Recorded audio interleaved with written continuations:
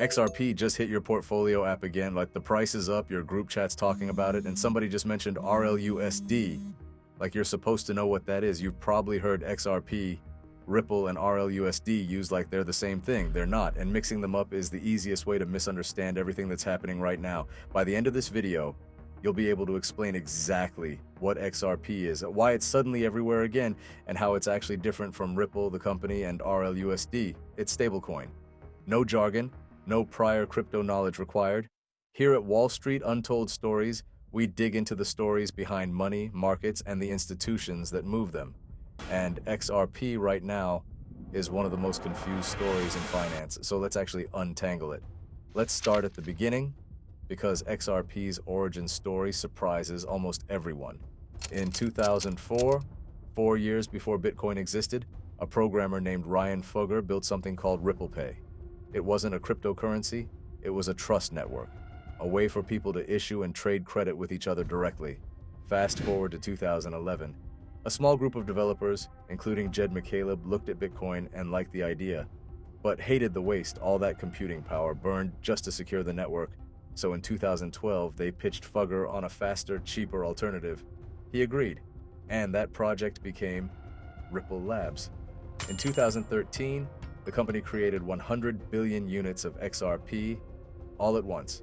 No mining, no gradual release, just created. Here's the part that matters for understanding what XRP actually does. It runs on something called the XRP ledger. Transactions settle in 3 to 5 seconds, and the network fee is tiny, a fraction of a cent, literally thousandths of a penny per transfer. Compare that to the traditional banking system, where an international wire can take 2 to 5 days. XRP's original purpose was to act as a bridge currency. Instead of a bank holding 10 different foreign currencies to make international payments, it could convert into XRP for a few seconds, then convert into whatever currency it needs on the other side.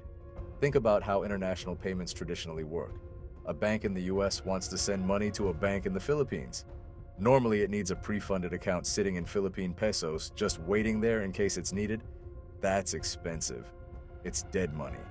The pitch behind XRP was simple: skip the pre-funded account, convert dollars into XRP, move it in seconds, convert it into pesos on the other end.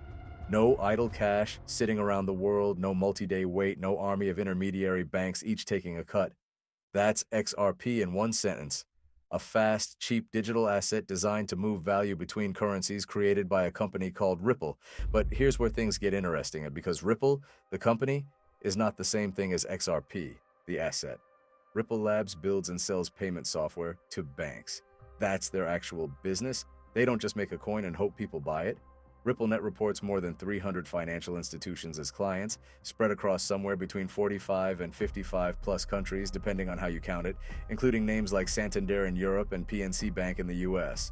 So picture Ripple less like a crypto project and more like a fintech vendor, one that happens to have built its own payment rail and its own token to run on it.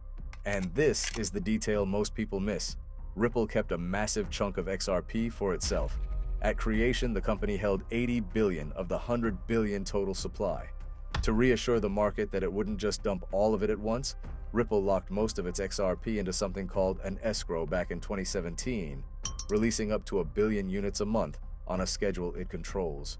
Which raises a fair question: if one company can decide how much new supply hits the market every month, how decentralized is that really? Some reports suggest a group of wallets so small it's measured in hundredths of a percent holds well over half of all XRP in existence. That's not a scandal, it's public information. But it's exactly the kind of detail worth knowing before you assume XRP works like Bitcoin. Keep that centralization question in your back pocket, because it's about to run straight into the US government. Here's where the story turns.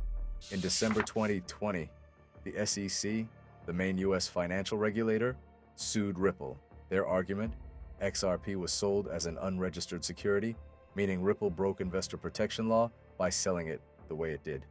For years, nobody knew how this would end, and that uncertainty scared off a lot of institutions. Then, in 2023, a judge made a landmark ruling, and it split down the middle. XRP sold to everyday people on exchanges was not ruled a security, but XRP sold directly to big institutional investors was. Ripple accepted that second part and paid a $125 million penalty. By 2026, the case was fully closed. Both sides dropped their appeals. No more lawsuit hanging over XRP's head. 5 years is how long that unresolved paperwork hung over one asset's future, and why so many exchanges and institutions stayed cautious the whole time. And that single event is the reason this video exists right now. Here's the pattern interrupt. If you assumed XRP's 2026 surge is just speculation, the industry's own explanation is more specific than that. First, that legal clarity. Years of "is this legal or not" finally answered.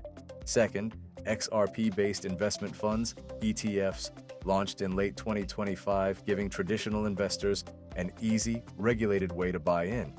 Reported inflows since then sit somewhere around $1.5 billion, with some individual weeks setting new records on their own. Third, corporate partnerships. In late 2025, Ripple, MasterCard, and the exchange Gemini announced they're piloting card payment settlement using RLUSD instead of the usual multi-day bank process. Still a pilot, not a full rollout, but a real bank and a real card network testing it, not just a press release. Fourth, pending U.S. legislation, sometimes called the Clarity Act, that could formally define how crypto assets like XRP are treated under the law going forward, which matters because vague rules are exactly what scared institutions away for years. Stack those four things together: legal clarity, new ETF access, a real corporate pilot, and pending legislation, and you get an argument that this rally is built on structure, not just sentiment. But worth saying clearly, most of this, its fundamentals, not hype narrative, comes from people who benefit if XRP goes up. That doesn't make it false, it just means it's worth a healthy amount of skepticism. A price can go up for real reasons and still be overheated. And this is where the third name finally makes sense: RLUSD. RLUSD is Ripple's own stablecoin launched in December 2024. Unlike XRP, its price doesn't move. It's designed to always equal $1 backed by real cash and short-term US government bonds held in reserve. It's issued through a regulated trust company under New York State oversight, not some offshore entity nobody's ever heard of. And by mid-2026, it had already picked up regulatory approval to launch in Japan and preliminary approval to operate in the European Union. Expansion most stablecoins take years to achieve. Why would Ripple bother building a second token at all? Because volatility is a feature for traders and a bug for businesses. A company invoicing a supplier doesn't want to wonder if their payment is worth 10% less by the time it lands. RLUSD exists to remove that problem entirely. So here's the full picture in 3 sentences. XRP is the volatile asset, the bridge currency whose price floats with the market. Ripple is the company, the one that builds the payment technology and issues both XRP and RLUSD. RLUSD is the stable dollar token, now worth over $1 billion in circulation and growing, built for businesses that want predictable value instead of price swings. And here's the detail that ties it all together. On the XRP ledger, RLUSD can't actually move without XRP. Every transfer still pays its network fee in XRP. So instead of competing with each other, they're stacked layers of the same system. One company, one network, 2 very different tools. So the next time someone mentions XRP, Ripple, or RLUSD like they're interchangeable, but you'll know better, XRP is the asset, Ripple is the company, RLUSD is the stablecoin. 3 different things, one connected system. If this finally made XRP make sense, you'll probably enjoy how we break down the next confusing corner of the financial world. So consider subscribing, because that's exactly what this channel does every week.